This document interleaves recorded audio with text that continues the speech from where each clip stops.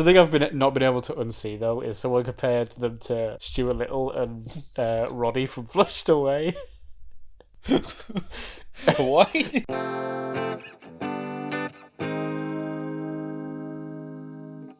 Hello and welcome to HAZMAT, the only show that has been described as the Wimbledon of YouTube. By who precisely? Who said that? I want you to sources. Come on, you're gonna. I'm Matt, And I'm Harry.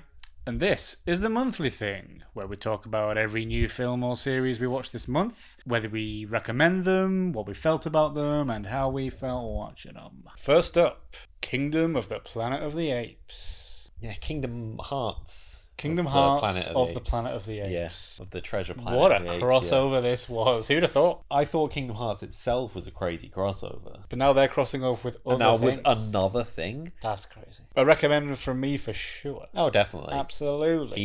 Easy. This is maybe like the most consistent film series of all time so far. Yeah, even like the one, like if we were ranking them, the one that you'd put last is still like top Still quality. leagues ahead It's of like still some film. very good. Yeah. Yeah. We did videos on them all, and the one you weren't sure about was War Whoa. because of the character of Bad Ape. I Yeah, guess. yeah. But then that turned out to be kind of It wasn't not as bad that as I remembered. Yeah. So even that one was like crazy. It's still good. Yeah. Absolutely. I honestly don't know how I would rank them. This one was just great. I don't know if it reaches the heights of the first three, having said all that, actually. It kind of brings a different vibe to it. We're in a very different sort of era now Yes. of this world. I think I appreciate the change in scenery because obviously the first three are very much, for the most part, are in the same kind of area, and then the third one it veers off a little bit. But it's so far in the future, and it's now at the point where the structures that we've built, all these buildings and structures and architecture, is still there, but it's at the point where nature's starting to like reclaim it. So everything Nature's taking back visually over. is very cool. Nature is healing. Bring it Finally. back. We're bringing it back. We're bringing it back. There's dolphins in the river again. Nature's back, baby. Nature's back, baby. I'm gonna keep saying it. Yeah, like you say, it is a welcome kind of change. Supposedly the start of a new trilogy, I think they said. Yes. So yeah, they've brought it forward. I think it was about 300 years or something. I think it was probably a good idea to pretty far remove it from what's already happened, so that you can tell new stories, you can have completely new characters, and not have to worry about, or have the audience worry about, are we going to bring anyone back? Are we going to see anyone we know here? Yeah, like who's this, and like worrying about like story inconsistency. Yeah, like, oh, we're supposed to remember who this is, or remember what happened here. No, it was kind of a cool, like, same world. If you've seen the first three, perfect. But, I mean, you could probably watch this one without having seen the first three. I mean, there's a massive spoiler at the start.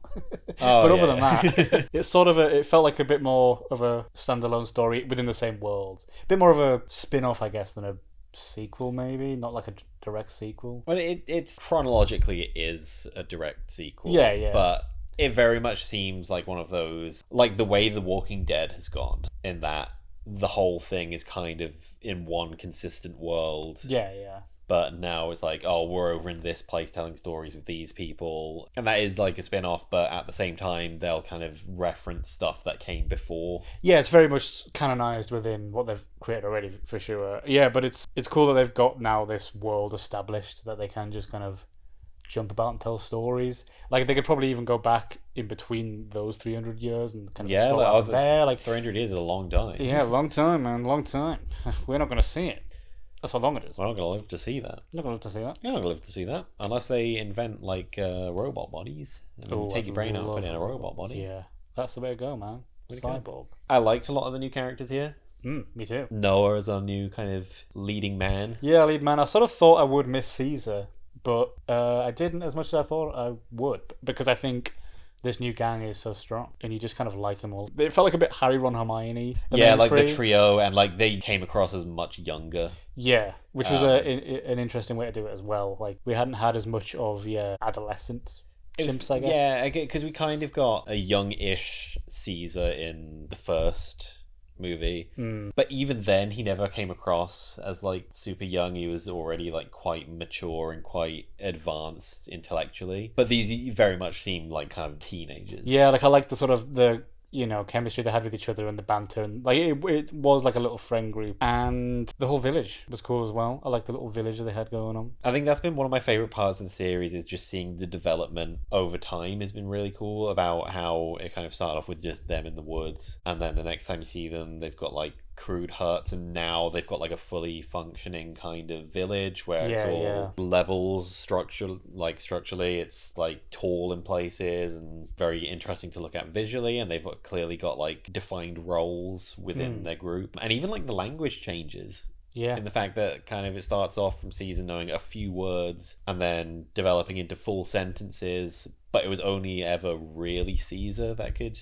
Yeah, the rest of them are still signing a lot, or just sort of saying the odd words here and there. But now they can just chat to each other point, like normal. Yeah, it is cool. It's something I liked about these films. I think I said it in one of the videos. The progression is so patiently done, and therefore they've earned everything that we're seeing. It's been so natural and organic. The way that they've developed, like a forced leap. Yeah, they're not kind of skipping ahead just to get to the cool stuff. They've really built it up properly, and they've made each stage of it so interesting and engaging as well.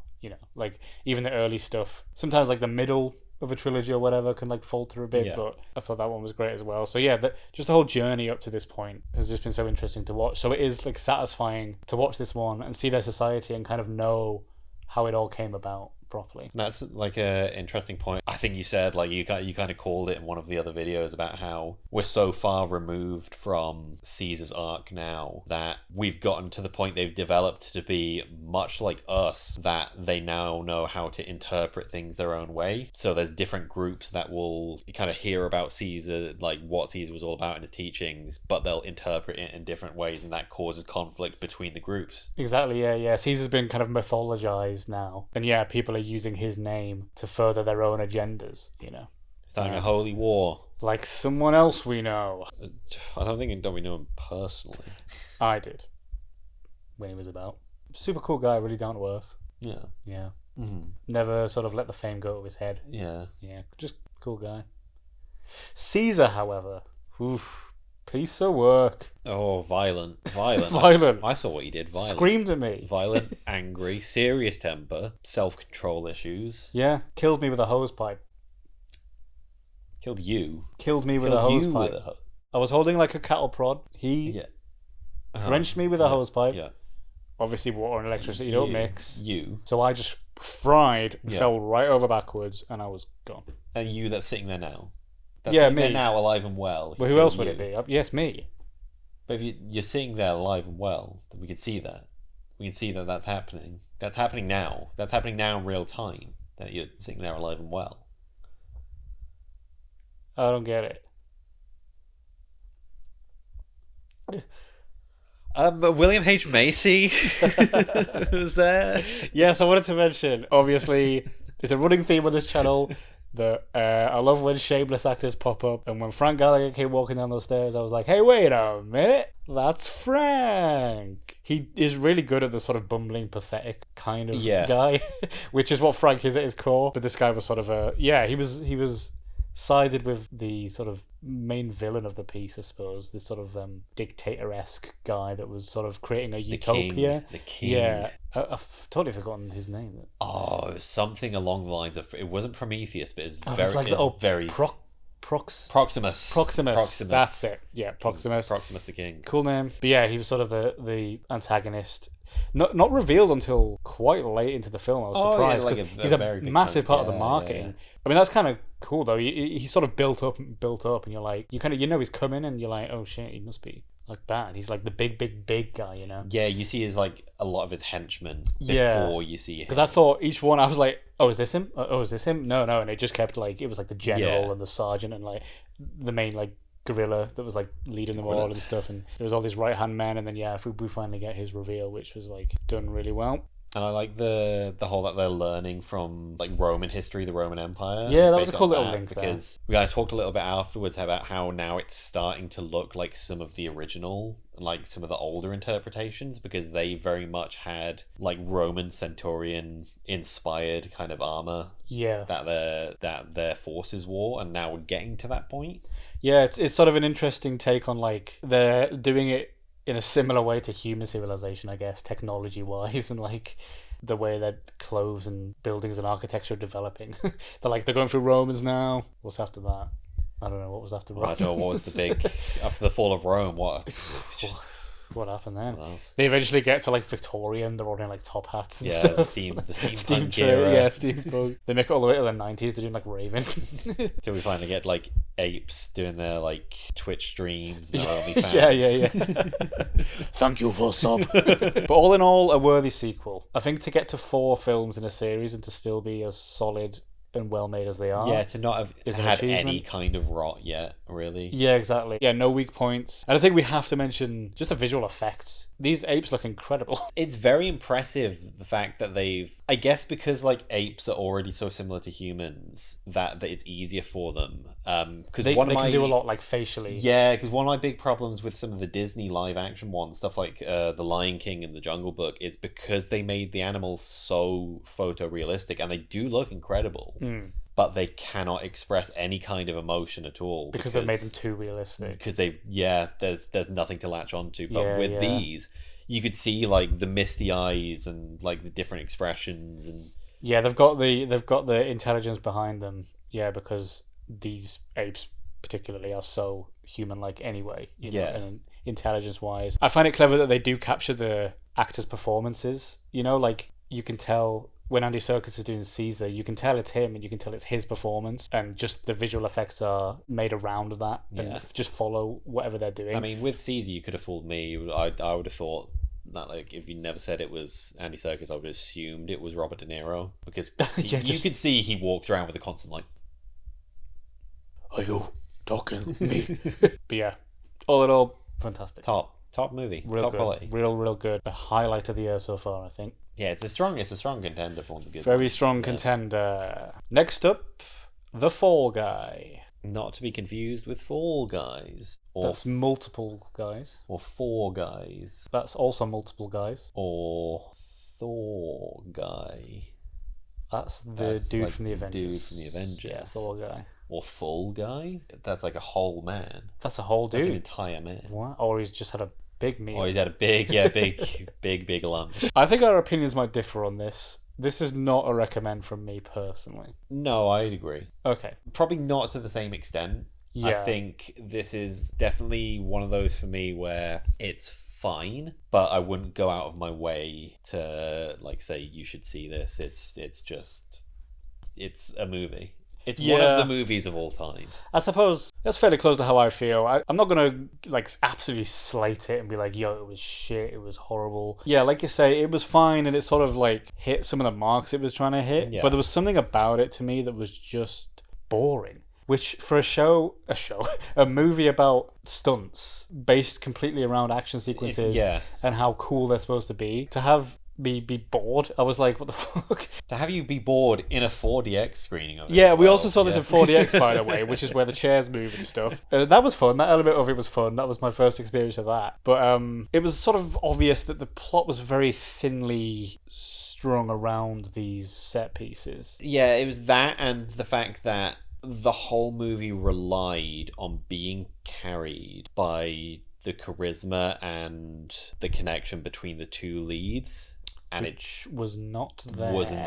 was not there. Look, I like Ryan Gosling, of course. Emily Blunt's cool in my books. She's been great in some stuff. Yeah, but these two just didn't have it or something. Mesh. Yeah, I don't know if they just have like different approaches or different styles. I think they tried to do the Emily Blunt's the very sort of the proper, English, poncy sort of vibe, and then Ryan's like the cool, like American stuntman, cool dirt bike, yeah. So that's kind of what they were going for, I guess. But I don't know if either of them went far enough in those directions to even make that like an obvious thing. So they sort of both landed in the middle somewhere. No, because Ryan Gosling, I think, usually works best when he's really got something to dig his teeth into. Yeah. And there's actually something about the world they're in, or like some kind of proper element to it. Whereas this was just, it's the real world, and also you're just regular guys. Yeah. It feels like the idea sort of came and was built around it being Ryan Gosling. Although I've seen theories that it was supposed to be Ryan Reynolds and they cast the wrong Ryan Reynolds would have made much more sense. I think he would have made it work a little better, maybe, because he, I don't know, commits to that sort of slapstick vibe a bit more, maybe. But it seems to me like it was miscast in the sense that the lead needs a personality actor and Ryan Gosling is a character actor. Yeah, exactly. Yeah, it felt like it was sort of trying to ride on the coattails of his moment in the spotlight from Barbie last year. And he's always been a well-known face in Hollywood, but I think he's, especially in the last year, because of Barbie, has had this like boost. And they will have already probably been shooting or finished Fall Guy by then anyway. Yeah. But you know what I mean? They've clearly, like, they're marking it around the fact that, hey, it's the guy that played Ken, remember? Like, you all loved him last year. Come and see this. It's the same thing, except it's not as fun. The character's not as interesting. Yeah. It has no depth. I also feel like it was marketed as a bit of a rom-com, and it didn't really come under that. No. There's some jokes in it, and some of them get hammered in, like, too much. They play on the same jokes repeatedly. There was the dog biting the balls. Yeah. That happened about 50 fucking times. Like, twice at most. Like, the first one to kind of introduce the gag, and then, like, another payoff later. Yeah. But to do it every fucking fight scene, no. No. Like, it's not that funny. I can't even remember any of the actual, like, wordy kind of jokes. Yeah, I guess it wasn't a dialogue-led movie. It was more about the action scenes, which, to be fair, were, like, physically well done. But, like I say, just sort of boring because what they were strung around was a thin premise, I guess. And there was very little substance. I think some of the people in it did the best with, like, we both enjoyed when Aaron Taylor-Johnson comes into it. Yeah, he's great. I'm a big Aaron Taylor-Johnson fan. He played the sort of egomaniac Hollywood actor quite well. Hannah Waddingham, that was playing the agent. Yeah. She did an alright job. Everyone kind of, like, came and did what they did. Like, fine. But it just didn't all gel together to make it interesting enough. Ensemble. It very much seemed it was a case of they played it so safe that, you know, when you try to please everyone, you end up pleasing no one. Yeah, that is a really good way to put it. It's one of those films where you can feel the studio interference and the audiences are going to love this. We want this to be, like, very non-offensive in every single sense. I want to be absolutely nothing in there to rile anyone up ever. Yeah, exactly. And it's supposed to be this passionate love letter to stuntmen, and I think it was directed by someone who used to be a stuntman, or maybe I've got that wrong, or written by or something. I've totally blanked on his name now, but yeah, it was sort of supposed to be this kind of love letter to stunt work, which great. Like, you know, I'm of the team that thinks there should be an Oscar for stunt work. That's been a big debate over the years, and it was referenced in the film, and it just didn't, like, nail that either. Because it was sort of had this mystery element to it as well that was kind of, like, a bit dull, and it was like, oh right, okay, he's trying to do this, and didn't care. If the film's pushing this message of we should be paying more attention to, like, the stunt guys and the quote unquote, like, real heroes of the film, they shouldn't have gone for such a strategy where we're putting so much focus on who's in it. Yeah. Like, it's entirely marketed around these, like, memorable faces. Yeah, like I say, it's supposed to. It was marketed like this. There's this rom-com, like a pairing of two big Hollywood faces. Yeah, when the real focus is supposed to be the fact that stunt work is so incredible and, like, is such a feat to pull off, and yet you're not thinking about that really when you're watching it. Yeah, because they sort of divert away from that theme too much. I think maybe it was. Did we kind of find out at the end it was, like, based on an old TV show? Yeah, there's an old TV show about it. We haven't seen that, so I don't know if that is a good show. Yeah, I think they do, like, a little cameo bit at the end, which obviously we didn't kind of appreciate. But what I did appreciate, though, was the guy, the older gentleman that was sat near us, like, near us, and he was having the absolute time of his life. He loved this movie. And he's probably, like, from the generation that grew up watching the original show. Maybe he was a big fan of the original show, yeah. So, like, which, hey, good for him. Yeah. Good for him. I'm glad. There'll be plenty of people that did enjoy this. Yeah, like I say, maybe if we've watched the original show, we would have appreciated it more. But not my cup of tea. No. Sorry, Ryan. It's fine. If someone, like, wanted to watch it and put it on, I'd sit down and watch it again. Because it's very easy to watch. I would actually leave the room. I'd leave the room. You don't have to pay too much attention. If I was invited to, like, a film night and they decided it was Fall Guys, I'm taking a stand. I'd go and sit in the bathroom. Stop. I'd go and sit in the bathroom just on my phone. We cannot watch the same inoffensive, just absolute nothing Hollywood drivel every time. I You want guys Planet of the always Apes. do this. I want Planet of the Apes. I want something that speaks to me. I want a message. Yeah, it works as kind of a dumb background movie, sure. But like, Sure. there's just other action movies out there that That do it better. that are and so more much more interesting. fun. Yeah. But yeah, hey, shout out to stunt actors and stuff. Shout out to stunt actors. Shout out to Con Air. Just in specific, Con Air is a better action movie. Just off the top of my head. Watch that. Shout out to like any of the Mission Impossible films. Mission Impossible, The Terminator. Not some of the newer Rocky. Terminators, but like Terminator 2. Does Rocky count as an action movie or is that a sports movie? I don't know, but you could take the guy from it and go like Rambo. Yeah, Rambo. I'm gonna dub it over my mouth. Rambo. Rambo. Just get But it when now. I'm saying Rocky, Very- I'm gonna go Rambo. Yeah, you're gonna be like silence. Rambo. Let's get a clean one. Rambo. Okay, well that wasn't a clean one because you did a bit of a trill. You trilled the R for some reason. I didn't ask you to trill the R. What did you? Rambo. Rambo. We said clean take, not French take. Rambo. Rambo. Rambo. Rambo. Rambo. And now you're really you're doing like an throat intake, thing? a It's throat like a thing, and Rambo. you like it sounds like an H at the beginning, so it's like Harambo, which is very close to Harambe. Harambe. Harambe. Harambe. We're back to Planet of the Apes. It was better. It was better. It was better. All right, it was better. Next up, challenges. Or challenger. Challenger. As the French would say. Opposite end of the spectrum here. Full on 10 out of 10 recommend from me. Oh yeah, I think this did break my top 10. I think this is currently sitting in my top 10. Is like it raced to the top. It's my film of the month for sure, and one of my films of the year. Loved it. Perfect from start to finish. Loved it. No notes. I'm not going to say anything else. That's it. No notes. 100%. 100%. No, yeah, this was just cool, man. It was cool. It was something a bit different, I felt. Yeah, like it was the character-driven drama that is entirely focused around the interpersonal relationships between our three leads, but just in a less like chronological kind of way. Yeah, that was a really cool thing, is the jumping back and forth like a tennis match between the time periods. That was a really cool way to tell the story, and it's sort of structured around this final match they're having together, which is a kind of sort of reunion match, the main lads in it. It's all about their love, supposed love for each other, tied with their love of the sport and how that conflicts. Sort of something I took away from it is like, does Zendaya really even love either of them? Because it's sort of this love triangle thing. Is it more about them loving each other, actually? Zendaya is more in love with tennis, but she gets injured and can no longer she has to play. kind of live vicariously. So she has through- to, exactly, which is explored during the sort of later years where she's married to Art.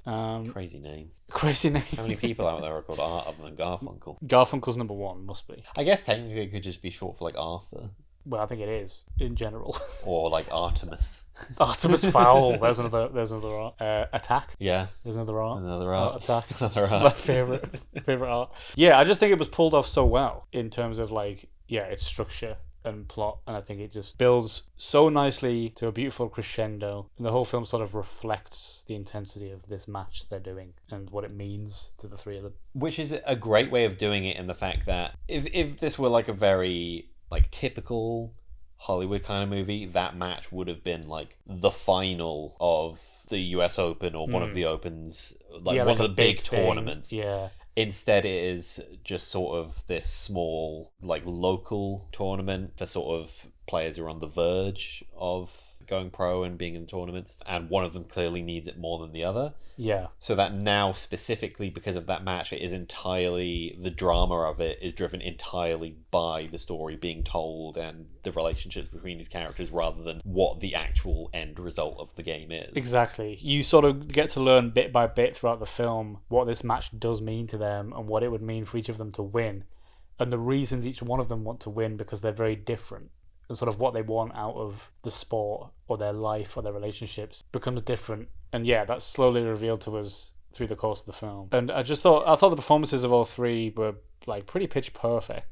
I mean, yeah, I kind of said coming out, it is very impressive how they convincingly play both teenagers and then like 30-something-year-olds. Yeah, in the aging same movie. difference was really good, really well done. Just put a bit of beard hair on, little scrag. Magic. Get them, take the makeup off so you can see them crow's feet. Yeah.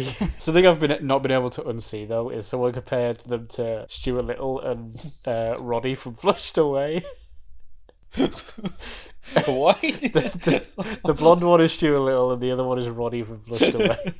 And I'm like, so like their mouse I saw that comparison. Yeah, I saw that before we went in, and I couldn't unsee it the whole time. I was like, yeah, that's so right. Yeah, they look like mice. These are mice playing tennis. Yeah. What else happened in this movie? A lot of tennis. A lot of mice. Not that much tennis, actually, to be fair. No, it was. I guess the tennis was kind of like the groundwork. It was the foundation of kind of how they all met. Yeah, I always like when a sports movie isn't really a sports movie and it's sort of more about what happens behind the scenes and around the match. But like you say, yeah, the film is sort of structured around the main match, and then it's sort of we see their careers leading up to it. And it's interesting how one of them has ended up stepping down to this match and the other one's kind of, this is a bit of a pinnacle, you know. So they've gone very different directions. I thought it just all came together so well, man. I really, really enjoyed the ride.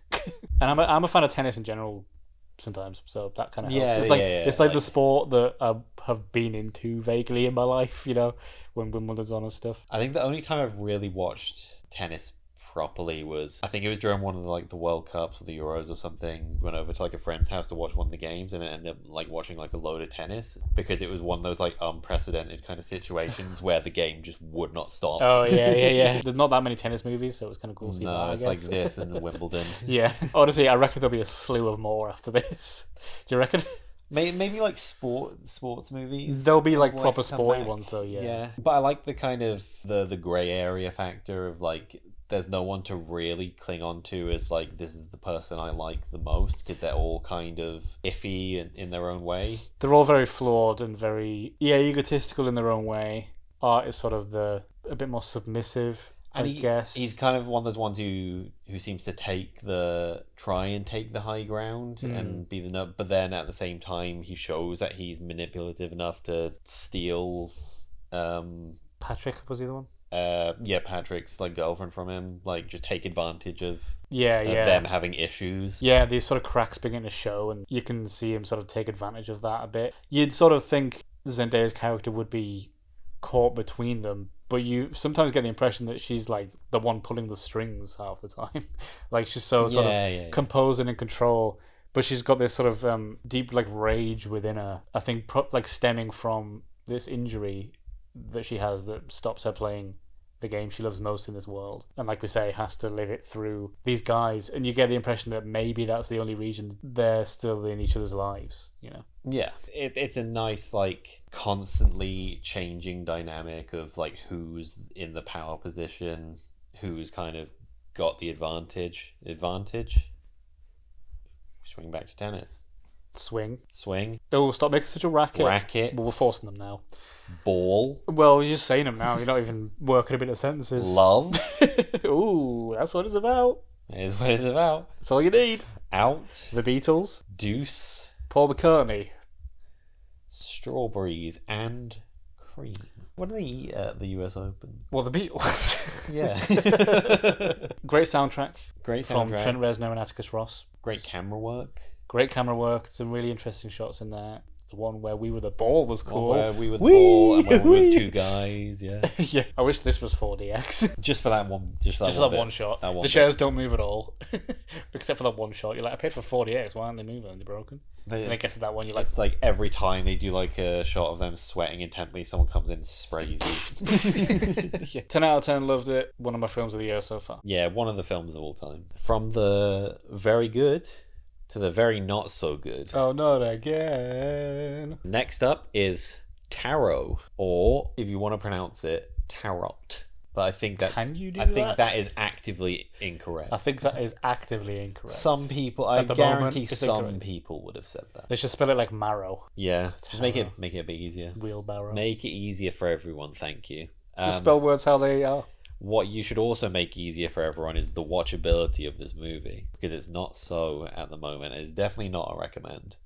We're back to bad horror, We're back to bad horror, baby. So this is one that you've seen. I didn't see this. No, but you did see most of it because you saw the trailer for it, and is it one of those? It's one of those where once you've seen the trailer, there's not a lot more. Don't need to go to kind of watch. And again, following a pattern of when these movies have something that could have been very cool, but then go out of their way to ruin it. Absolutely another one, and it's right from the start. So out the gates, you've ruined it. Out the gates, pretty much, is when it's set up to be cool, and then when it actually comes back round, it's not. So basically, the whole premise of this is a bunch of like dumb teens go away. They rent this like sort of estate house just to like party for a weekend, and they end up finding this box of tarot cards, like very creepy, haunted looking, and decide to do it anyway because one of them just so happens to be very into all that stuff and does a reading for all of them based on their horoscopes. And she says like all this generic stuff like you would have seen in the trailer. One of the kills, and probably like one of the more interesting ones, is spoiled in the trailer because they just outright show it.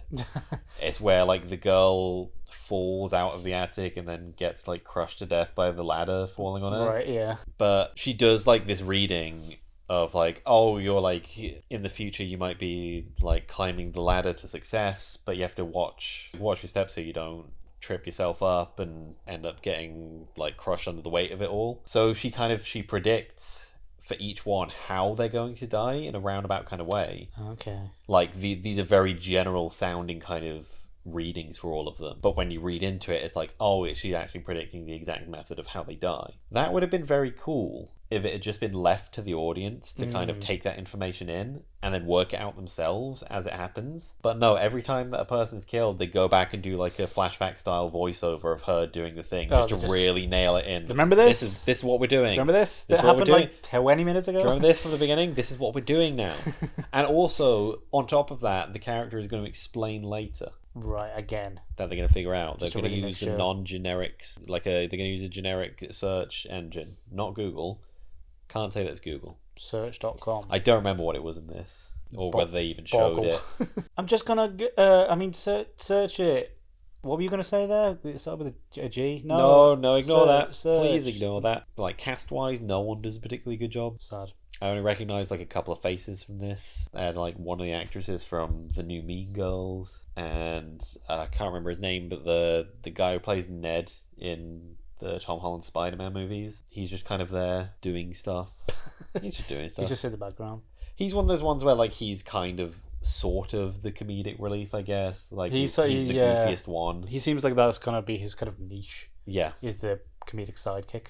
But like not like super comedic, but like comedic and kind of like how like goofy and awkward he is. It's very similar in this. The only good thing is that some of the creature designs, I guess, were kind of cool. But as far as like premises go, Haunted Tarot Deck is kind of up there with the not so good ones. It's not as bad as Haunted Swimming Pool. No. But it's it's up. But we're running out of things to haunt now. Yeah. We're doing the Stephen King route of just take regular thing, make it haunted, that's scary, but none of us have like the actual creative talent of Stephen King. He knows how to do that. He can do that, yeah. He knows how to put twists on stuff like that. And you know why? He smells. Yeah, because he smells. Stinky. Stinks. Stephen Stink. So you done? Good, yeah. No. Are you fucking finished? Yeah, fuck. Fucking moaning and moaning. Fuck tarot. Next up, That They May Face the Rising Sun. That's too many words. Crazy long title. I can barely remember it. This is a recommend from me if you like this sort of thing. And I'll explain. Most films try, if they can, to take out most of the extraneous stuff, focus on the plot, make sure everything's important and needs to be there. This film flips that on its head completely, and we are left with no plot and all the extraneous extra stuff in a beautiful way. That's a good thing in my books. I'm not complaining. It's based on a novel that was written around that like decision. This guy was like, I'm gonna write and I'm not gonna anything that happens plot wise, it's scrapped. I'm gonna see what happens and I'm gonna write. So it's about this couple that have moved from London to a very rural area of Ireland, and it's set in the 80s.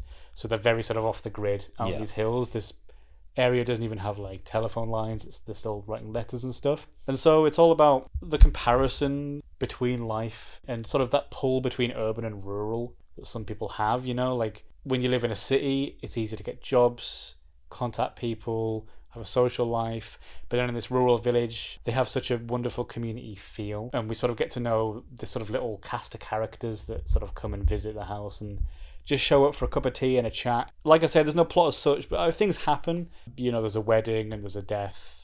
Things sort of happen around the village, but it's just life happening. And I think it is just this beautiful exploration of like community in this sort of rural Irish setting and what it can mean when like people really come together and are just in a room together or physically doing stuff together, like farming, just helping each other out and having this sense of like belonging. And so it's all about the conflict between Kate, one of the main characters, has been offered to take over the art gallery that she sort of remotely works with in the city. And so it's all about, do we leave? Do we stay? We love it here. Do we need to go back for like career wise? And I think just as somebody who sort of grew up in Ireland. In Ireland, crazy, I know, you wouldn't tell from my voice. No, I grew up in a sort of vaguely rural setting, like just outside of a city, but I live in a big city now. But I sort of have both of that in my blood, I feel like. You know, some people are like, oh, I'm a city person, or I'm a country person. I'm sort of a bit of both. So I kind of like related to a lot of the sort of themes here. But it was just a really calm, beautiful film. I just loved being in that world for a bit and like just watching these people interact and just have it be nothing else, no ulterior motives or anything like that. You just get to know these characters in this place. And it's just a really lovely, quaint piece of cinema. And then put the robots in. And then the robots come in at the end. The uprising. They start blasting. The aliens sort of come down. And they say, oh shit, here we go again. And then it cuts to black. And real good like sequel setup. Yeah, they set up really well for the next one. That they may face the burning moon. Oh. So yeah, I'd recommend this if that sounds like your cup of tea, but I could understand that some people watching this would be like, the fuck, nothing's happening. But I fucking love a film where nothing happens, as people are probably learning from these videos. Yeah. I love these films that are just character driven, not plot. We learn about these people. Who cares what they're doing? 5 out of 5. That's a change in scale. Sorry, I'm not being very consistent with my ratings here. Next up is Love Lies Bleeding, which is a film that I would also recommend if you like that sort of thing. By that sort of thing, I mean hot lesbian action. Let's go. Because this movie is unapologetic in its portrayal of the love life between its two main characters. Hell yeah. Happy Pride Month, everyone.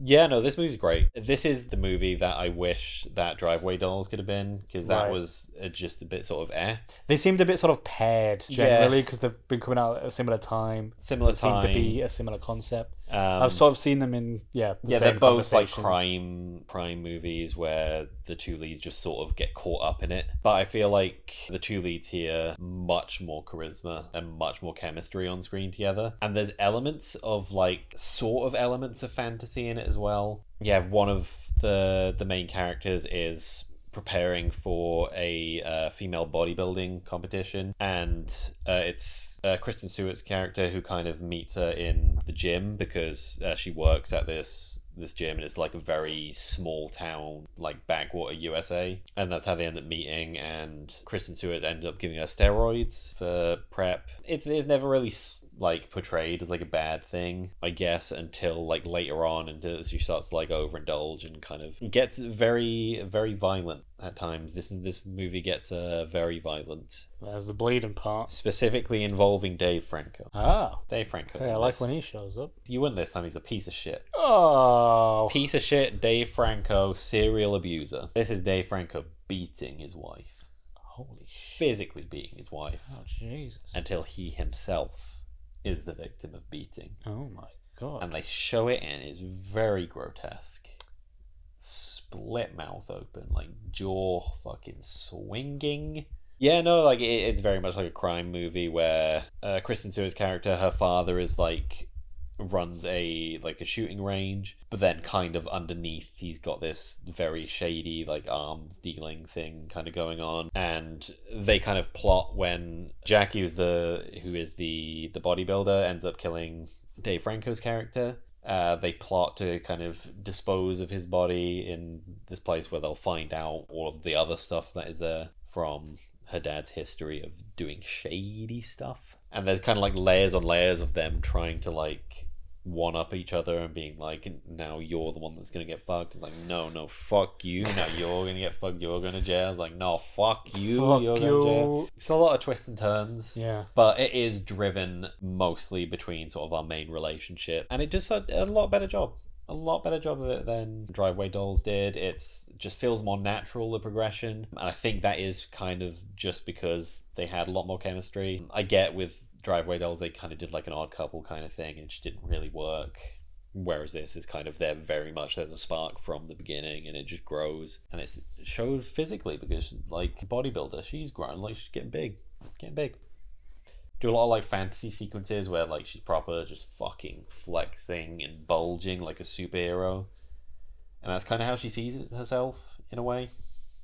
It's like this superhero figure where she comes into this other person's life and is now trying to fix things for her, but obviously in a not great kind of way that's just resorting to crime and violence. Yeah, overall pretty good. To wrap things up, lastly, I'll talk about the one series that I watched this month, and I will preempt by saying I'm not confident in saying this because I don't know whether you've already done it, but I think this might be the first time one of us has picked a series as their favorite thing of the month rather than the film. I've lost track, but yeah, might be the first time. Maybe Might be the first time. I'm not confident, but I'm saying it. I think this is the first time I picked a series over a film, because I'll talk a little bit about X-Men 97, which easy recommend, especially for anyone from the era that grew up with the original run of X-Men the Animated Series. This picks up exactly where that leaves off, but it's done in a way where stylistically it's very similar to the original run, but it's a lot more mature this time around, and they'll show some of the violence and they'll get into some of the darker themes a lot more because it's kind of intended for that audience of people who grew up with the show and are now older, and it's kind of aimed at them rather than like getting like kids of now to watch it. But yeah, it's more of a nostalgia based vibe than like a new audience thing. It's doing that, but it's not like purely like, oh, remember all this, remember like you used to watch this, now watch more of it. Yeah, they actually cared about like the story they were telling, and it gets like quite intense quite quickly. It's all of like the characters you remember, like Wolverine's there, Cyclops is there, all the classics, Jean Grey, Gambit, they're all there, all back. But we're now doing it in a world in which there is no Professor X. That's the big development. We don't have Professor X. I could not remember how the original run ended, so for me, I was just kind of thrown for a loop of like, Professor X is dead? What the fuck? He died? Charles died? He died? Yeah, like for the first half of the series, like you're told Professor X is dead. He's not here, and now Cyclops is having to lead the X-Men until the development of actually Magneto is leading the X-Men. This gives like a big redemption arc to Magneto, which is very cool to see, because that's something that I don't think is explored in the movies an awful lot, is the villains kind of sticking around long enough to switch sides and develop as a character to now be with the good guys. I think it's about halfway through the series it really kind of hits the main crux of what is going on. It eases into you at first, and then you hit episode 5 and shit just immediately hits the fan. It's fucking like red wedding levels of fuck you, this is the worst thing we could have done and we're doing it. But obviously it was like a comic arc, it's all based on like a comic arc, but this was very much like, no, we want you to see this is happening and it's like quite devastating, and we're also going to commit because there's like a pretty major character death that happens, but we're gonna commit. We're not doing anything. It's like, no, we're not faking you out with this. Like, they're gone. It's interesting to do for a cartoon, I suppose, isn't it? Yeah, there's not many cartoons out there where they kind of do like permanent deaths, or unless they're like adult series, I guess. Yeah, and they have to be quite story driven. If it's a story-heavy thing, Yeah. then I get it, I guess, yeah. But my remembering of the original run was it was kind of a mix of that. They did like series long arcs, but also would like deviate and do just kind of one-off episodes as well. And they do this a little bit here as well. They do the first few episodes are kind of bring you back into the world and being like, okay, this is kind of where we left off, and we just bring you back up to speed. And then they do an episode where Jubilee gets like sucked into a video game, and that's the whole episode. And then we're back into the normal stuff. Oh yeah, I like that little deviation. It's only like 10 episodes this series, but it kind of felt longer in like a good way. Like it felt quite developed, and I think that's because the pacing was so good. Right. It really doesn't put in anything unnecessary. It doesn't drag anything out too long, but the important bits it lets you kind of sit and be like, oh shit, yeah, like that just happened. And we got a very interesting hook for the end. Which seems that they have faith in the series and are hopefully going to do more of it, because everyone really seemed to like it, and I really liked it. Like, this had very high review scores. I've heard some good things. Yeah. And we got a very interesting hook of where this is going to go and what comic arc they're going to do next. So big thumbs up. This was a really nice mesh of like nostalgia from the original and a new take on it. It put a new enough spin on it that it was like fresh but also familiar. Nice. And that's what made it great. And for any X-Men fans watching the channel, we have some treats coming up for you shortly in the next few weeks. Shortly, like Wolverine, because he's little. He's a little Oh, man. he's short. He's a little man. He's short. Thank you for watching HAZMAT, reviewing every film or series they watched in May. If you enjoyed this video and you'd like to see us do more stuff like this in the future, you can support the channel by leaving a like or a comment. You can hit the subscribe button as well as the notification bell. That way you'll be alerted to our more recent uploads. And as always, all of our socials will be listed down in the description. And join us next time, where I start a brand new village in the middle of nowhere. And I'm going to pull out my card deck and predict exactly what happens to it. Not good. Gambit has cards. Gambit. I like Gambit. I like Gambit. Oh, it was a bit of a gammy bit. Oh, I don't know. Let's switch it off now. Turn it off.